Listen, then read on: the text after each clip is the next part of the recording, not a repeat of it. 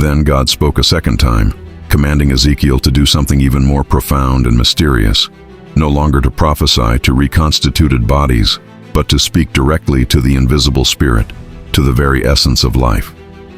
Prophesy to the breath, Son of Man, the Lord commanded.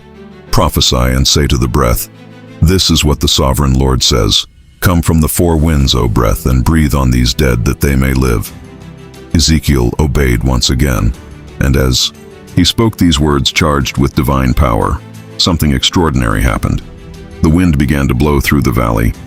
Not a natural wind, but a supernatural wind, invisible to the eye, but profoundly real to the spirit. It wasn't just any old air or breeze. It was Ruach, the very breath of God, the same divine breath that had filled Adam's nostrils in the Garden of Eden, transforming lifeless clay into a living being.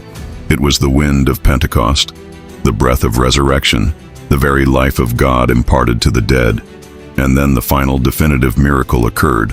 The bodies began to breathe. Their chests expanded rhythmically, air entered their lungs, blood began to flow through their veins, and the light of life returned to their eyes. Before Ezekiel, stretching across the valley, stood a mighty living army, no longer dry bones and corpses, but fully alive, conscious, breathing human beings. It was a perfect prophetic symbol of Israel's supernatural rebirth, a people who had been dead as a nation, but whom God had resurrected with his incomparable power. This extraordinary vision of the Valley of Dry Bones is so fundamental to understanding God's plan that he did not leave its interpretation to human speculation. The Lord himself revealed its meaning with absolute clarity, eliminating any possibility of misinterpretation. "Son of man," God said to Ezekiel, "these bones are the entire people of Israel. They say, 'Our bones have dried up. Our hope is lost. We are destroyed.' Therefore prophesy and tell them, 'This is what the sovereign Lord says. My people, I will open your graves and bring you up. I will bring you back to the land of Israel. Then you, my people, will know that I am the Lord when I open your graves and bring you up from them. I will put my spirit in you, and you will live, and I will settle you in your own land. Then you will know that I, the Lord, have spoken and done this, declares the Lord." These verses reveal with prophetic precision Israel's painful past, its confusing present, and its glorious future. They allow us to understand that the vision was not a mere spiritual allegory, but a literal map of Israel's national destiny throughout the centuries. The valley represents much more than mere physical exile. It represents the complete spiritual decline of a nation that had lost its identity, its land, its language, its culture, and apparently its reason for being. In the prophetic language of Scripture, valleys are consistently places of trial and tribulation, representing judgment, death, and apparent defeat.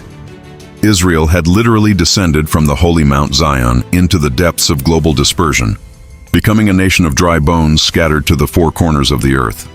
The dry bones symbolize a collective death as a national entity, the vision of a people completely erased from existence, silenced by history, forgotten by the nations. For nearly 2 millennia, Ezekiel's prophecy seemed humanly impossible to fulfill. It seemed more like a forlorn hope than a realizable promise. In 70 AD, the Roman armies completely destroyed Jerusalem and burned the Second Temple. Israel ceased to exist as a political, territorial, and cultural nation. The Jewish people were violently dispersed throughout the known world, first by the all-powerful Roman Empire, and then gradually throughout Europe, North Africa, Asia, and finally the Americas. For centuries, they lived as eternal strangers in strange lands, often rejected, systematically persecuted, and forced to hide their faith and identity in order to survive.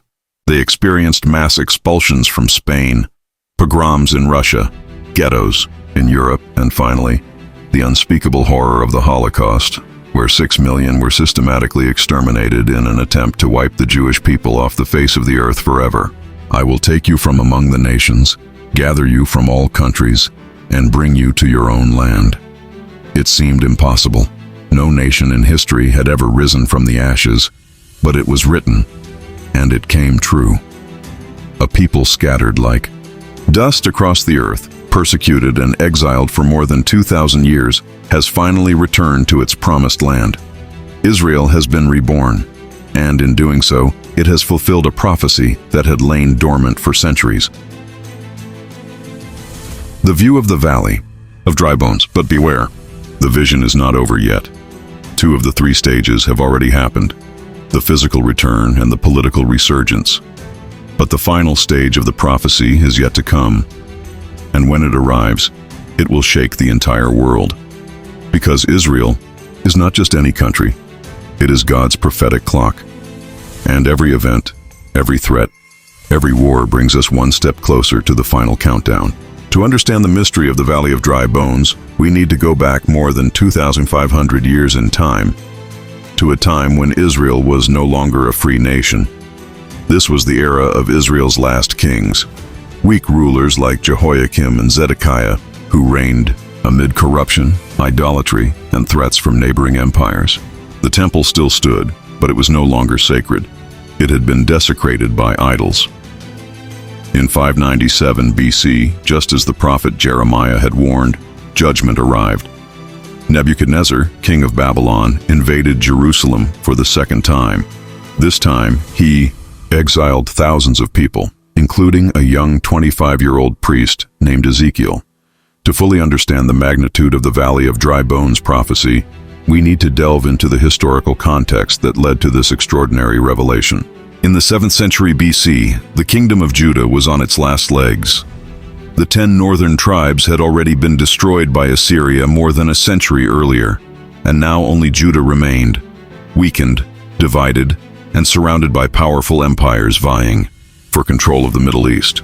This was the era of Israel's last kings, weak and corrupt rulers like Jehoiakim and Zedekiah, who reigned amid rampant corruption, blatant idolatry, and constant threats from neighboring empires. The temple still stood in Jerusalem, but it had lost its sanctity. The sacred courts had been desecrated by pagan idols, and justice had been replaced by greed. God's prophets cried out, but their voices were drowned out by the noise of illicit trade and the music of idolatrous worship. Jeremiah ran wild through the streets of Jerusalem, warning of impending judgment, but few heeded his words. In 597 BC, just as the prophet Jeremiah had repeatedly warned, divine judgment finally arrived. Nebuchadnezzar, the powerful king of Babylon, marched against Jerusalem for the second time. This time he came not only to conquer, but to deport. Among the thousands of exiles was a young priest, barely 25 years old, named Ezekiel. His name means God strengthens, and he would need all that divine strength for the journey ahead. Ezekiel came from a respected priestly family. His entire life was marked by a single purpose: to serve in the temple in Jerusalem. He was destined to minister in the most holy place, and according to the strict law of Moses, he was to begin his official priestly ministry at age 30. But his earthly priesthood never came. The brutal exile took him first. They dragged him to Tel Aviv, a desolate exile settlement located on the banks of the Chebar River, a man-made canal in the Babylonian plain. There, a marginalized and uprooted Jewish community lived in precarious conditions, completely isolated from the Holy Temple and seemingly far from the presence of God. For 5 long and tortuous years, Ezekiel lived among the exiles, silently watching as his people repeated the same mistakes that had led them into exile. Many wondered if God had abandoned them completely, if the covenant had been broken forever.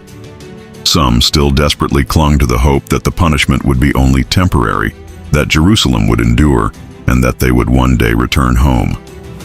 Others, however, had lost hope altogether, surrendering themselves completely to Babylonian culture and customs. It was precisely when Ezekiel turned 30, the exact age at which he should have begun his priestly ministry in the temple, that something extraordinary happened. God finally broke the silence. Suddenly, the heavens tore like a scroll, and a supernatural storm appeared, bringing with it blinding lightning and a dense cloud of indescribable fire. And within this divine manifestation were the cherubim of God, celestial beings of unimaginable power. There were 4 living beings, each with 4 distinct faces: a human, representing intelligence; a lion, symbolizing strength; an ox, demonstrating service, and an eagle, indicating divine speed. Their wings were spread out, their feet shone like burnished bronze, and beside them were wheels, wheels within wheels, covered with eyes, which moved without needing to turn. It was a sight impossible to fully describe, but Ezekiel immediately understood what he was witnessing. The Shekinah glory of God manifesting itself in all its majesty, but also rising up, leaving the temple in Jerusalem, abandoning the place that had once been holy, and there, in enemy territory, amidst the despair of exile, far from all that was familiar and sacred, the voice of the Almighty resounded, "Son of man, stand up, and I will speak to you." From that transformative moment on, Ezekiel became much more than a simple prophet. He would become a living sign, a walking symbol of the judgment and hope to come. God made him a sentinel among the spiritual ruins of his people, someone with the sacred responsibility to warn, cry out, act, and intercede, even though he knew few would heed his message. And the most painful part of his mission, God revealed to him in advance that the people would not listen to his words, for their hearts were hardened like stones by sin and rebellion. Therefore he would speak not only with words, but with his own body, transforming his entire life into a living prophecy. Thus began the strangest, most symbolic, and most sacrificial mission of all the Old Testament prophets.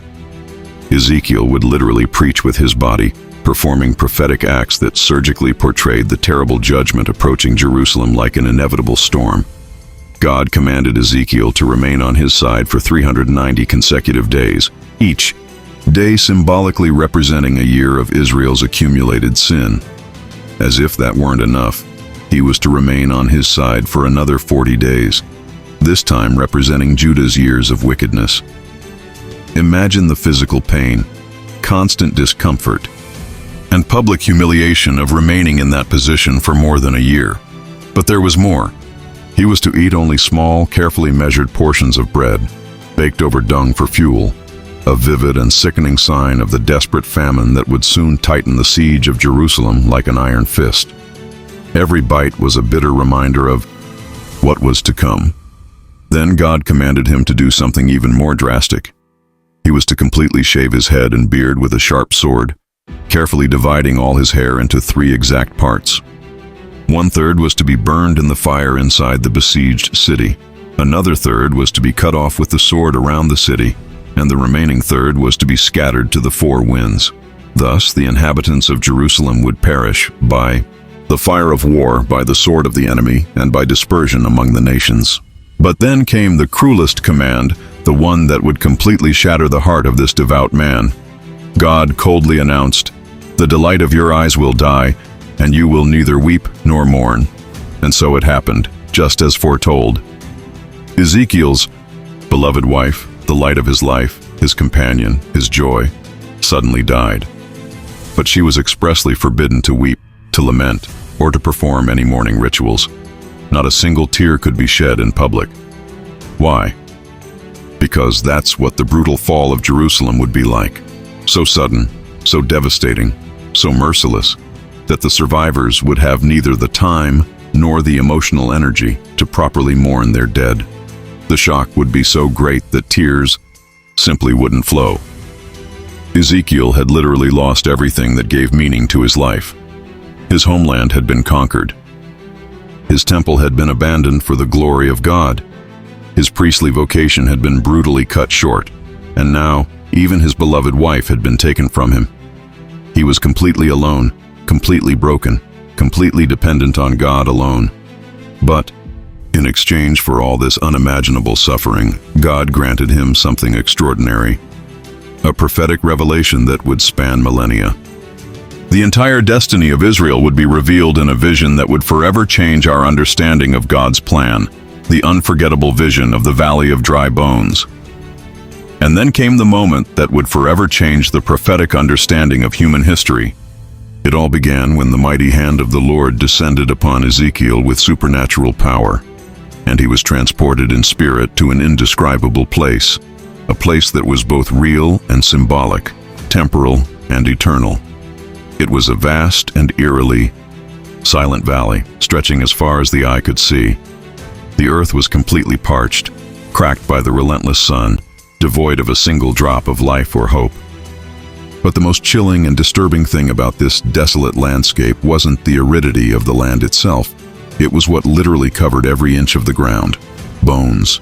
Thousands upon thousands of dried human bones scattered completely, randomly across the parched, cursed earth. These weren't just skeletons scattered here and there.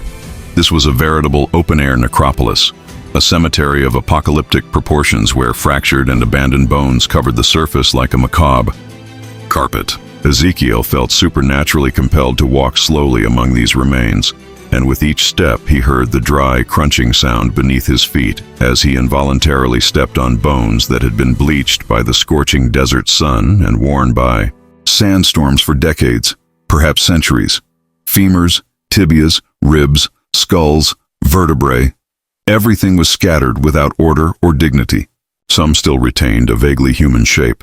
Others were completely disjointed, as if scattered by wild animals or violent winds. The symbolism of the scene was undeniable and terrifying. This valley of death represented Israel in its most desperate state, a people completely destroyed, totally exiled, absolutely landless, abandoned by all. A nation literally reduced to dust, without government, without territory, without hope, without a future. But then, cutting like a sharp sword through the sepulchral silence, came the voice of the Almighty, asking Ezekiel a question that carried within it the weight of eternity.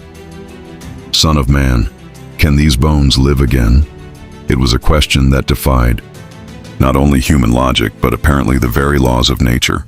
Ezekiel looked back at this landscape of utter death, contemplating bones that had clearly been there for generations, completely disconnected, completely lifeless, completely useless. The question carried an almost unbearable tension. Logic, experience, human reason, everything screamed a resounding no. Dry bones do not live. Dead nations do not rise again. Peoples dispersed for millennia do not reunite. It was impossible, unthinkable, unimaginable. Yet Ezekiel had learned through his own suffering that the God of Israel was the God of the impossible. He had seen divine glory manifest in the midst of exile. He had experienced supernatural power in his own shattered life. So, with the humility of a man who had been completely broken, he wisely responded, "Lord God, only you know." Then God did something beyond all human understanding. He challenged this broken prophet to do something that seemed completely absurd, totally pointless. Preach to the dead. Prophesy to these bones, the Lord commanded, and say to them, "Dry bones, hear the word of the Lord. This is what the sovereign Lord says to these bones. I will put breath in you, and you will live. I will put sinews on you, make flesh. Grow on you and cover you with skin. I will put breath in you, and you will live. Then you will know that I am the Lord." The order not only seemed absurd, but potentially dangerous to one's sanity. Preaching to dead bones, talking to withered skeletons. It was the kind of thing that made you question your own sanity.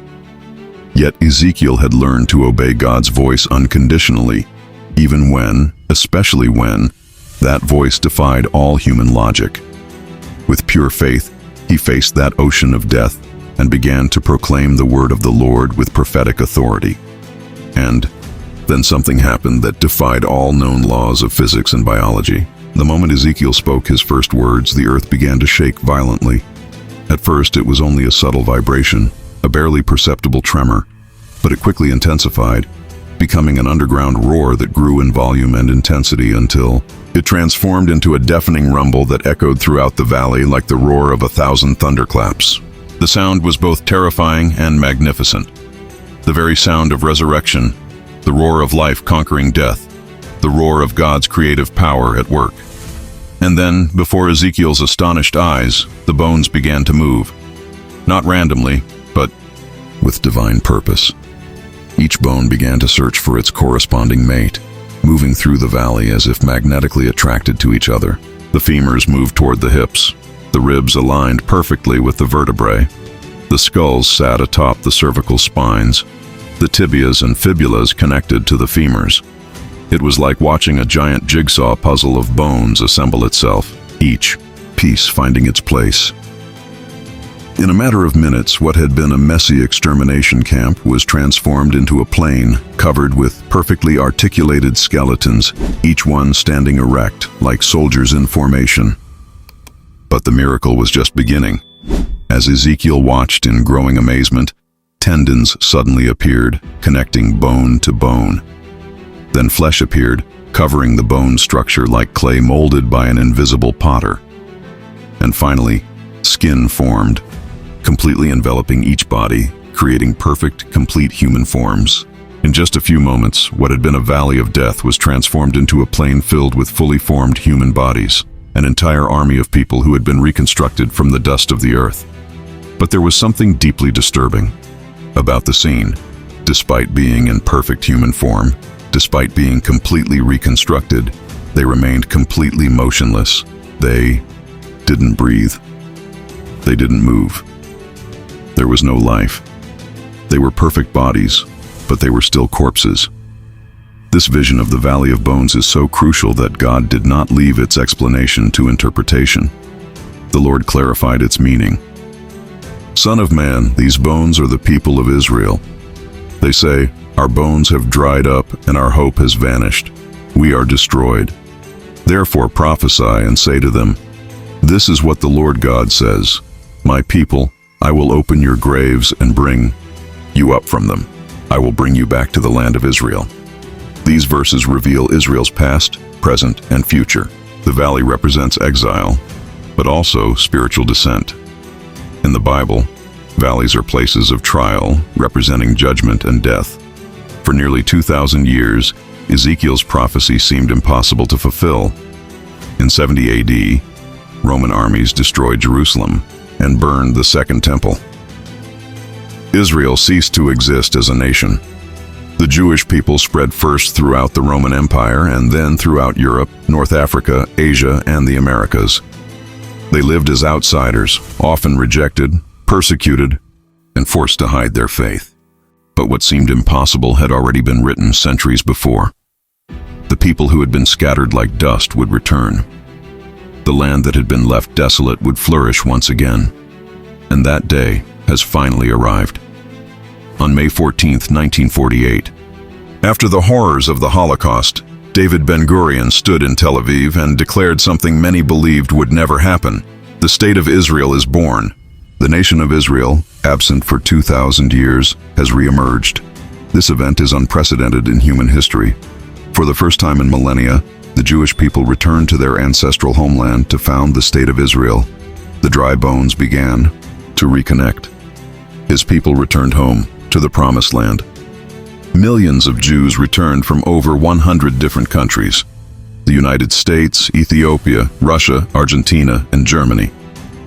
People who spoke other languages and had never set foot in Jerusalem returned, and the bones began to mend.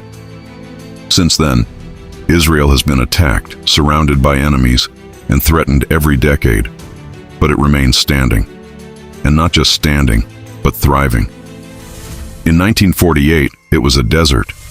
Today it exports technology, water, fruit, intelligence, and security. Hebrew, a language extinct for centuries, is now spoken by millions of people. Ezekiel foresaw 3 stages: the gathering of the bones, the rebuilding of the body, and the entrance of the Spirit. Israel has already accomplished 2 of these 3 stages. First came the physical return, then came the flesh, the political reconstruction. But they have not yet received God's encouragement, spiritual restoration. Israel has not yet been transformed by the Spirit, because the majority of the nation still does not recognize the Messiah. And so the question remains, when will Israel breathe again? When will they receive the divine breath that renews their hearts and fulfills the prophetic vision? To find this answer, we must look beyond Ezekiel. He wasn't the only one who foresaw this. This promise was repeated by all the prophets. Jeremiah spoke with clear prophetic certainty. "I will put my law within them and write it on their hearts, and I will be their God, and they shall be my people." Joel announced something radical. "I will pour out my spirit on all flesh. Your sons and your daughters will prophesy." Zechariah, perhaps the most vivid of all the prophets, spoke of a future day when the people of Israel would behold the Messiah and their hearts would be broken. I will pour out on the house of David and on the inhabitants of Jerusalem a spirit of grace and of supplications, and they will look to me whom they have pierced. Centuries later, the Apostle Paul dedicated 3 entire chapters of his letter to the Romans to explaining this mystery, stating clearly, "A partial hardening has happened in Israel until the fullness of the Gentiles has come in, and then all Israel will be saved." Here's the key. Today Israel has returned to its land, its bones have been reunited, and its flesh has been restored. But the breath of God, the Ruach, has not yet descended. This will be the final miracle, and it won't be symbolic. It will be very real, a national awakening that will change history and initiate the final stage of the prophetic plan. But there's more we must understand. Israel hasn't just returned to its territory. It has once again become the center of the conflict, the epicenter of global attention. Every war, every tension surrounding Jerusalem is closely watched by nations around the world because what happens to Israel affects the entire planet. And this has already been predicted. "Behold, I will make Jerusalem a cup of trembling to all the peoples that are round about it." Immediately after the vision of the Valley of Dry Bones, Ezekiel received another revelation. And this time it wasn't about restoration. It was about war, a prophetic war. Shortly after Israel's rebirth as a nation, the prophet has a terrifying vision directly related to the end times. A mysterious leader named Gog, prince of the land of Magog, emerges leading a coalition of foreign nations to launch an attack against Israel. Not an ancient Israel, but a restored Israel, dwelling safely in its land, without walls or fortifications. The names mentioned in this covenant are not symbolic. They are real nations today: Persia, present-day Iran; Cush, present-day Sudan; Phut, present-day Libya; Gomer and Togarmah, present-day Turkey. All these nations converge from the north, south, and east toward a single target on the map, Jerusalem. But Ezekiel doesn't describe this simply as an invasion. He calls it a divine encounter. For God himself declares, "I will put hooks in their jaws and bring them up against my land, so that the nations may know me." Israel will not defend itself alone. God himself will fight. And it wasn't just Ezekiel who witnessed this war. Centuries later, the prophet Zechariah described it from another perspective. The nations will gather to attack Jerusalem, but at that moment the Lord himself will descend and wage battle. And he goes on to say, "On that day his feet will stand on the Mount of Olives." To whom was Zechariah referring? The Messiah, the one who was rejected, pierced, and crucified, but who now returns as king. God's plan doesn't change. Israel remains the focus of its final fulfillment, because Israel is more than just land. It is the stage where God's great plan began and where it will reach its ultimate culmination. Israel's dispersion was prophesied. Their return was prophesied.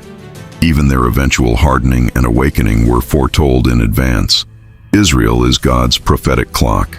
It was there that the Messiah was rejected. There he was crucified, and there he will return as king. Every event, every threat, every war marks a step closer to fulfilling what is written. Today, many prophecies once considered impossible are being fulfilled before our eyes. Do you really think this is all pure coincidence?